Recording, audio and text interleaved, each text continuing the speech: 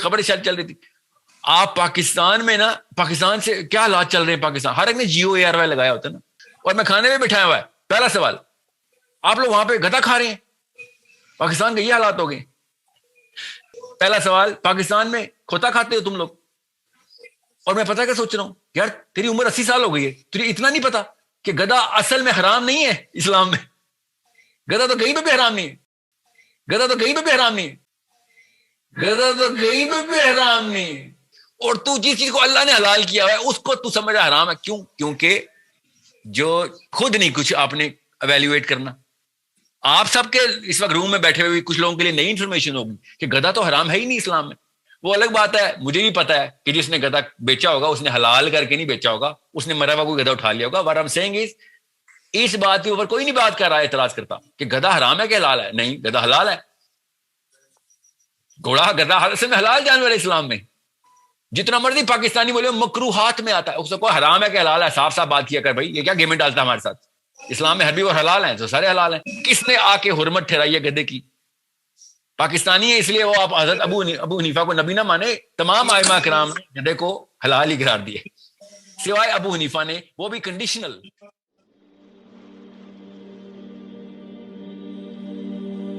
السلام علیکم ورحمۃ اللہ وبرکاتہ. آپ نے سنا ان ساحل ادیم صاحب کو جو بڑی ڈھٹائی سے یہ بات کرتے نظر آ رہے ہیں کہ گدھے تو حلال ہیں. یہ تو پاکستان انڈیا کے علماء کی بنائی ہوئی بات ہے, ورنہ اس پر تو متفق ہیں سارے علماء کہ گدھے حلال ہیں. اس طرح کی جاہلانہ بات, غلط فتاوے لوگوں کو ایسے سنانا کہ گویا he is so smart and so educated and knows so much that nobody else نوز.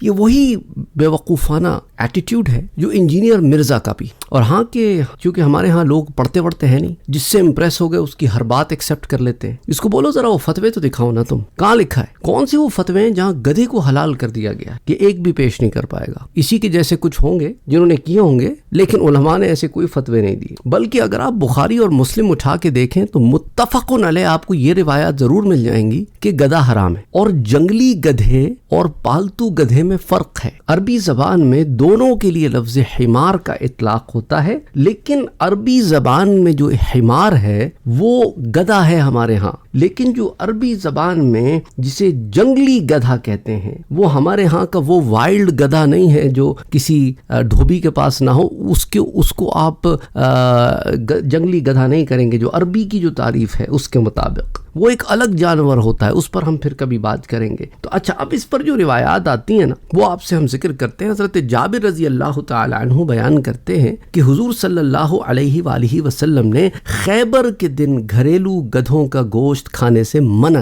بخاری شریف کی روایت ہے, حدیث 5520. گھریلو گدھے, یہ جو آپ کے ہاں ڈھینچو کا جو گدھے نظر آتے ہیں نا گرے کلر کے, یہ گھریلو گدھے ہوتے ہیں. تو جنگلی گدھے کا گوشت وہ کھانا جائز ہے, لیکن جنگلی گدھے یہ نہیں ہوتے جو ہمارے ہاں گدھے نظر آتے ہیں. جیسے میں نے آپ سے ذکر کیا, اس پر ہم پھر کبھی بات کریں گے کہ گھریلو گدھا جسے کہا جاتا ہے عام اردو میں الحمار الوحوش, وہ اصل میں ہوتا کیا ہے. اچھا, اسی طرح حضرت ابو ثعلبہ سے ایک روایت آتی ہے, متفقن علیہ, بخاری اور مسلم کی روایت ہے. بخاری میں حدیث 5527 اور مسلم میں حدیث 1936 کہ حضور صلی اللہ علیہ وآلہ وسلم نے گھریلو گدھے کے گوشت کو حرام قرار دیا ہے. اور ابن قدامہ کہتے ہیں کہ اکثر اہل علم گھریلو گدھے کی حرمت کے ہی قائل ہیں, اور امام احمد کہتے ہیں کہ 15 صحابہ نے اسے ناپسند کیا ہے, اور ابن عبد البر کہتے ہیں کہ گھریلو گدھے کی حرمت میں آج مسلمانوں کے درمیان کوئی اختلاف نہیں ہے. سمجھے آپ؟ اس کو المغنی میں اٹھا کے دیکھیں, جلد نمبر 9 صفحہ 324. اور یہ اس کو یوں بیان کرنے کی کوشش کرتے ہیں کہ گویا یہ کوئی مختلف فی بات ہے, کوئی اختلافی مسئلہ ہے. اچھا, بعض لوگوں نے نا مصر کے علماء کی طرف ایک عجیب سا فتویٰ منسوب کر دیا ہے جس کا پھر انہوں نے رد کیا کہ مصر کی جو افتاء کونسل ہے نا, یہ پرانی بات ہے, اب سے کوئی 5-7 سال پرانی بات ہے, کہ مصر کی افتاء کونسل نے صاف الفاظ میں کہا ہے کہ گدھے کو ذبح کرنا اور اس کا گوشت کا کھانا یہ شرعاً حرام ہے. اس حوالے سے جتنی افواہیں پھیلائی گئی ہیں وہ سب کی سب بے بنیاد ہیں, اور افتاء کونسل یعنی فتویٰ دینے والی کونسل نے بھی کسی بھی مرحلے پر ایسا کوئی فتویٰ نہیں دیا جس میں گدھے کے گوشت کو انسانی استعمال کے لیے جائز قرار دیا ہو. مصر کی افتاء کونسل نے ماضی کے کئی فتاوی میں واضح کیا ہے کہ گدھے کا گوشت انسان کے لیے قطعی حرام ہے. اور صرف افتاء کونسل ہی نہیں بلکہ مصری وزارت صحت بھی ایکٹ مجریہ 1986 میں ذبح حیوانات سے متعلق اپنے فیصلے میں گدھے کے گوشت کو انسانی استعمال کے لیے مضر قرار دے چکی ہے. اور اس کے علاوہ جو فتاوی موجود ہیں وہ بھی اس میں بڑی تفصیل سے موجود ہیں، جس میں 1992 کے بھی فتاوی ہیں، 2002 کے بھی فتاوی ہیں، 2014 کے بھی فتاوی ہیں. تو اگر کوئی ان کی طرف اطلاق کر رہا ہے تو وہ بھی بے بنیاد ہے اور وہ بھی غلط.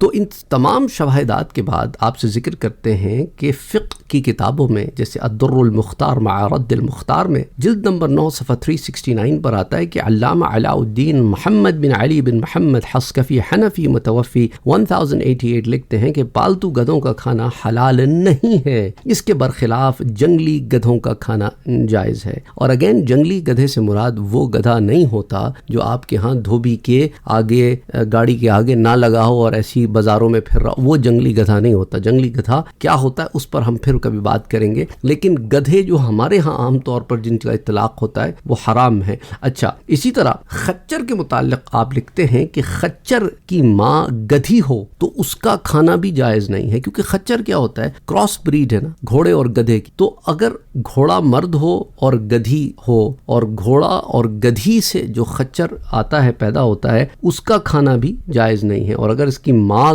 جو ہے وہ گھوڑی ہو تو پھر اس خچر کا کھانا جو ہے وہ جائز ہو جائے گا. اور علامہ شامی نے ضمن میں لکھا ہے کہ جانوروں میں حلال اور حرام کا مدار یعنی حلت اور حرمت کا مدار ماں پر ہوتا ہے. گھوڑی کا گوشت کھانے میں اختلاف ہے، آیا اس کا کھانا جو ہے وہ مختلف ہی ہے علماء کے درمیان، اس ابحاث میں ہم نہیں جاتے ابھی. لیکن پالتو گدھوں کے متعلق احادیث مبارکہ میں بڑی تفصیل سے صراحت آتی ہے. حضرت عبداللہ ابن عمر بھی بیان کرتے ہیں، صحیح بخاری کی روایت حدیث 5521، سنن ابی داؤد کی روایت حدیث 3825، سنن ابن ماجہ کی روایت حدیث 561 کہ خیبر کے دن پالتو گدھوں کا گوشت کھانے سے پیارے نبی صلی اللہ علیہ وسلم نے منع فرمایا. اور متفقن علیہ حضرت ابو ثعلبہ والی وہ بھی میں آپ سے ذکر کر چکا ہوں. حضرت انس بیان کرتے ہیں کہ حضور صلی اللہ علیہ وسلم کے پاس ایک آنے والا آیا اور کہا گدھوں کا گوشت کھایا گیا. پھر ایک اور آنے والا آیا اور کہا کہ گدھوں کا گوشت کھایا گیا. پھر ایک اور آنے والا آیا اور کہا گدھے ختم ہو گئے. تب آپ نے ایک منادی کو حکم دیا کہ وہ لوگوں میں یہ اعلان کرے کہ بے شک اللہ اور اس کے رسول تم کو پالتو گدھوں کا گوشت کھانے سے منع کرتے ہیں کیونکہ یہ ناپاک ہے. پھر دیگچیاں الٹ دی گئیں حالانکہ اس وقت ان میں گوشت ابل رہا تھا. صحیح بخاری کی روایت حدیث 5528، سنن الترمذی کی روایت حدیث 3920،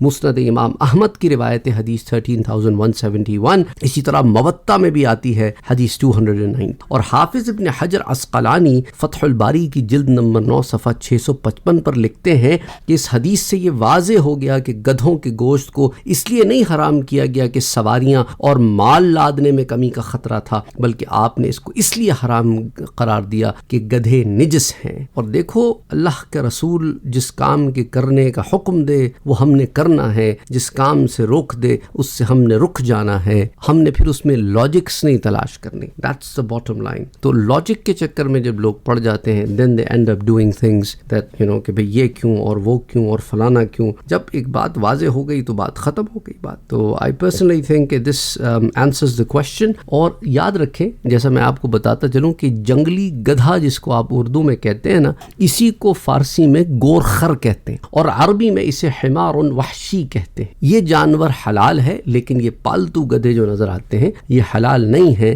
حمار وحشی کا کھانا جائز ہے اور اس کے اوپر پھر فتاوی بھی موجود ہیں اور حدیث مبارکہ کے ذخائر پر وہ فتاوی موجود ہیں صحیح البخاری کتاب الجہادی والسیر میں، اور اسی طرح اور بہت سارے دلائل ہیں. آج ہم اس پر بات نہیں کر رہے ہیں، آج ہم اس پر بات کر رہے ہیں، اس لیے ہم نے اسی پر آج بات کی ہے. تو نیل گائے کا اطلاق بھی ہوتا ہے، زیبرے کا اطلاق بھی ہوتا ہے حمار الوحشی پر. anyway وہ الگ جانور ہے اور یہ پالتو گدھا الگ جانور ہے. I hope this helps you understand کہ اس جیسے لوگ جو ہے نا یہ اپنی کم علمی کی وجہ سے انہوں نے سائیکالوجی پڑھ لی ہوتی ہے اور سمجھتے ہیں کہ انہوں نے ہر شے پڑھ لی ہے. لوگوں کی خدمت میں بیٹھے ہوتے ہیں اور خود فتوے دینے شروع کر دیتے ہیں, اور they always try to be little. جو علماء نے انڈرسٹینڈنگ اسٹیبلش کر کے لوگوں کو بتائی ہے, constantly this guy tries to be little that understanding and keeps bringing things and tries to, کہ لوگوں کو یہ بتانے کی کوشش کرتا ہے کہ میں بڑا چیتا ہوں, جو میری سمجھ میں آئی, اور ہر دوسرے کی رائے رد کر دینا. انسان کو اشرف المخلوقات کو اس نے ڈینائی کیا. ایک ایسی انڈرسٹینڈنگ جو علماء سلف میں نہیں پائی جاتی, وہ اس نے انجیکٹ کی. قرآن کریم کی عربی الفاظ کو غلط مطالب بیان کرنا. اچھا, کتنی دفعہ یہ قرآن کی آیات غلط پڑھ جاتا ہے, غلط آیتیں پڑھ جاتا ہے, الفاظ ادھر ادھر کر دیتا ہے. اور I mean, how can he be talking on Quran as an authority when he can't even quote the ayah of the Quran correctly? تو بہرحال you have to be very careful. یہ ان کی جو فیلڈ ہے یہ اس کے اندر کریں, اور دوسری فیلڈز کے اندر ذرا ریفرنسز سے بات کیا کریں. یہ حدیث کی کتاب میں آیا ہے اور فلاں کی کتاب میں آیا. اب اس ویڈیو کے نیچے آ کے فالتو کمنٹس مت کرنا کہ کوئی مشہور ہوتا ہے تو آپ لوگ پیچھے پڑ جاتے ہیں. مشہور ہوتا ہے تو پیچھے نہیں پڑتے, جو غلط بات کرتا ہے اس کے پیچھے پڑتے ہیں, اور خاص طور پہ ایسے لوگوں کے جن کو لوگ فالو کر رہے ہوتے ہیں اور یہ اپنے پلیٹ فارم کا غلط استعمال کرتے ہیں. یہ علماء سے بغض کا اظہار کرتے ہیں, کھل کے تو کر نہیں سکتے, اس طرح کرتے نظر آتے ہیں. اللہ ہدایت دے. السلام علیکم ورحمۃ اللہ وبرکاتہ. Don't forget to like, share, comment and subscribe to Sayyid Saad Qadri.